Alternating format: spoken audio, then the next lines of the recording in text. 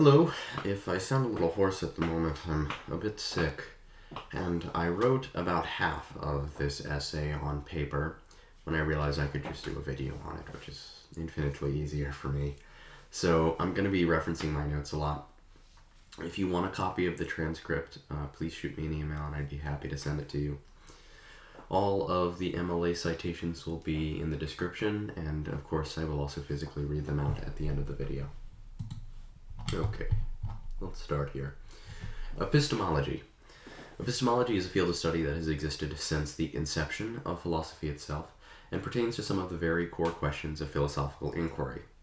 It is evident through rigorous self-study and routine observation of behavior that humans possess the profound ability to reason their actions, or for their actions, I should say. I posit the idea of narrative structure in a lot of my conversations about philosophy. Narrative structure, I don't know if that's actually a real philosophical term, it probably is kind of ripped from classical psychology, like Sigmund Freud and Carl Jung kind of stuff, where they have generalized archetypes and storytelling to help elucidate some of the fundamental tenets of human action. Of course, that's not exactly applicable in my definition philosophically of narrative structure. I'm speaking more so of a combination of all philosophical specifications. Those specifications being metaphysics, sexology, epistemology, and logic, of course.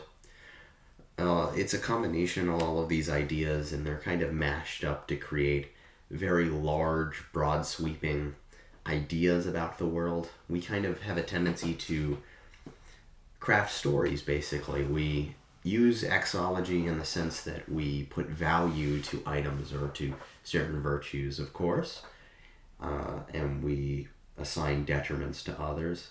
It utilizes epistemology for reasons I'll explain in a moment. Of course, it's in many ways logical because we're coming to conclusions about things, and it does deal with metaphysics in many ways because it's also defining things.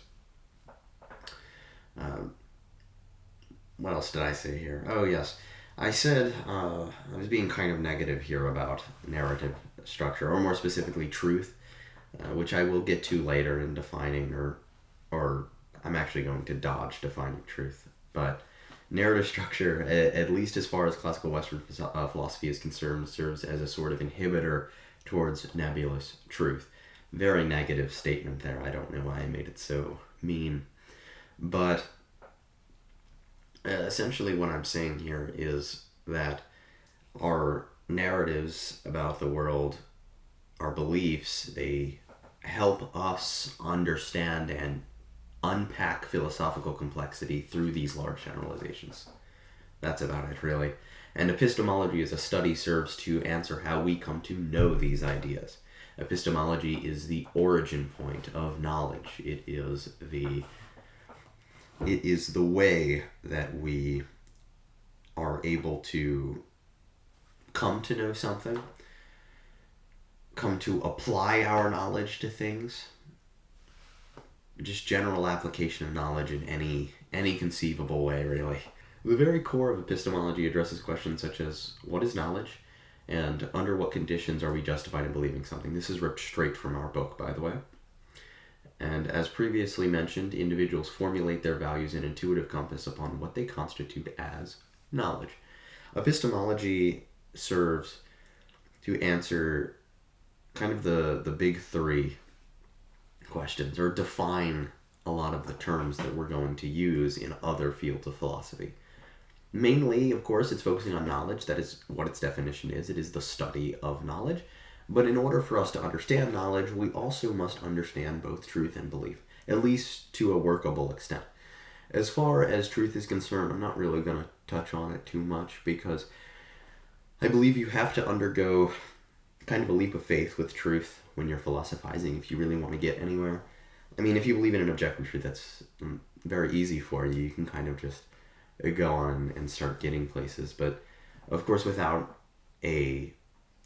being able to prove or believe in truth, you kind of get in this weird circular position that I don't think is really conducive to making philosophy happen very well. So as far as truth is concerned, we're going to say truth is objective reality, or I will just say it is the representation of reality, so that I can also include subjective interpretations as well. So it is the representation of reality. It is the essence of reality, I guess, if you want to say that. And belief is our efficacy. Belief is our way. It is our way of coming to know something. It's the process of doing so. Belief is a necessary condition of knowledge, of course, because you must believe something to know of it. And in that way, I think that knowledge definitionally is an overlap between truth and belief systems. So knowledge is our liaison between reality, between our truth, and our beliefs, our preconceived notions about reality. So when we combine them, we have knowledge. We know of something. Of course, you cannot know something that is untrue, because it is a requirement of knowledge that the object is true. What else did I say here? Yeah, where we derive and define knowledge is still up for debate. It's a very controversial topic. I think epistemology helps rectify many of the issues with anecdotal evidence. And I say anecdotal evidence, I'm kind of referencing like empiricism supplementing belief. So if I were to constantly perceive like white crows or something, albino crows, over the course of my entire life, and I never see a black one, I may be inclined to believe that the only crows out there are white. All crows are white. Of course, this is logical. It follows the logical framework. It's a fallacy, but these ideas, many of those concepts, are rectified with epistemological views of truth. Like, for example, when you experience anecdotal evidence such as physical sensation, empirical, basically, many people would define that. This is where the discrepancy lies a lot.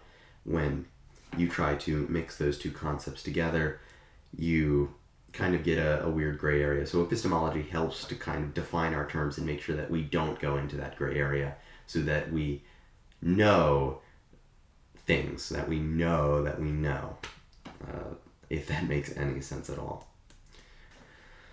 As far as epistemology and science are concerned, they are very, very close to one another. Many people actually confuse a lot of epistemological beliefs with scientific beliefs. Honestly, most philosophical beliefs with scientific beliefs, at least in like nebula, like out there in space. Just because a lot of the concepts are homogeneous, in the sense that philosophy birthed science in a way.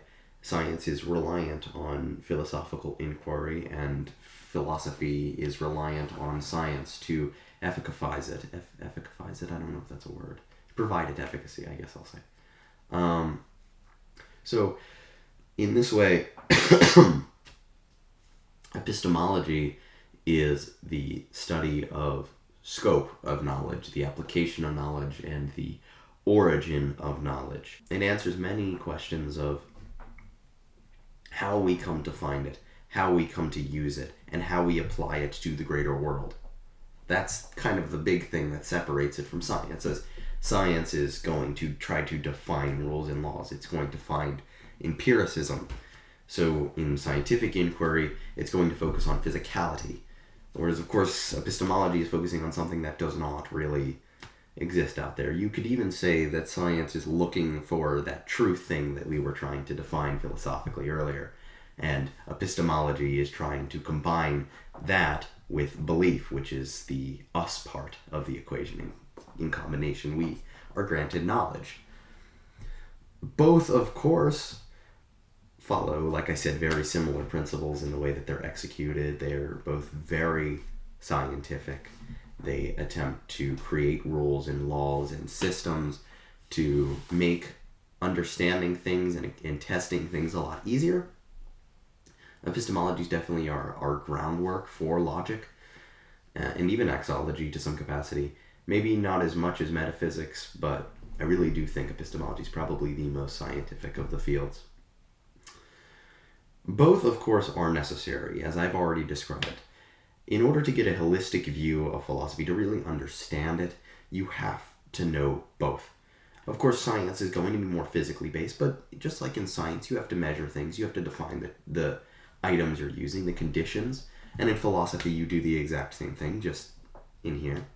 So, excuse me, I think both are very necessary because you have to make that connection, as I previously stated, between reality and the self and the in personhood. And that connection really is that overlap between philosophy and science, between truth and belief, and that is the essence of knowledge, which basically sums up everything I've said. Thank you very much. As previously mentioned, my spiel about the three fundamental aspects of epistemology, or the three definitions of epistemology, come from the Internet Encyclopedia of Philosophy. The Stanford Encyclopedia of Philosophy also supplemented many of my other readings. I did not really paraphrase or utilize any inherent idea, but I used it to supplement my learning and education. And of course, doing philosophy in Introduction Through Thought Experiments is our book, which I had referenced in my second topic.